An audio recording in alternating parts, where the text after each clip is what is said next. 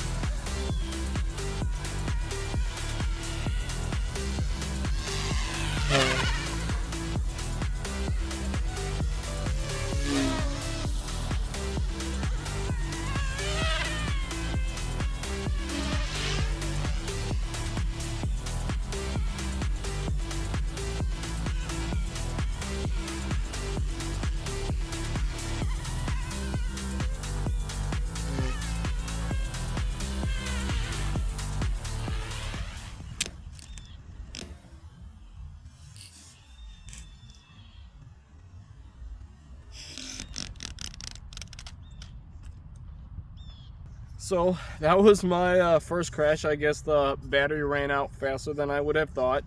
The landing skids broke, and I'll give you guys some close-up shots in just a second here, but looking at it all, it looked just fine. I got some blade scraping when it landed pretty hard on the ground. I felt power loss. The RPM had dropped quite substantially, and that's why I landed pretty hard. But yeah, all in all, it flew well. There were some minor freakouts, but that's probably because it's all plastic. So as far as the crash goes, the landing skids were definitely broken. If you could tell, the plastic pieces kind of just flew out from behind me. And as far as the minor freakouts, it's probably because these blades are extremely flexible. The boom has some flex to it as well. I was flying it at 60% throttle, which is not a lot as far as RPM goes, and I still had some minor freakouts that were happening in the air. So maybe testing with the original blades might be a better test.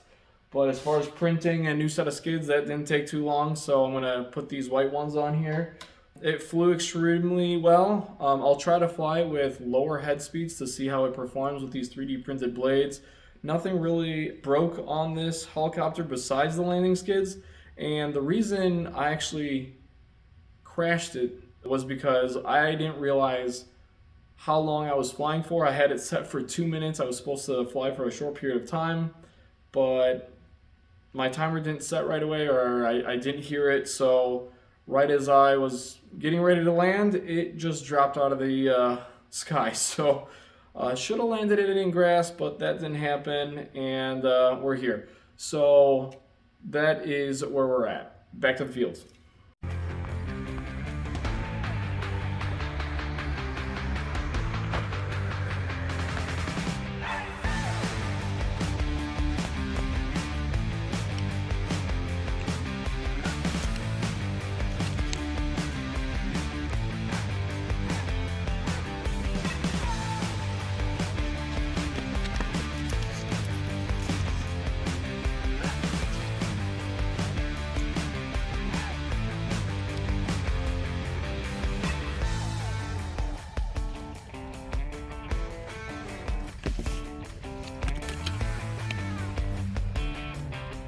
Still in the testing phase, but we'll see how it turns out.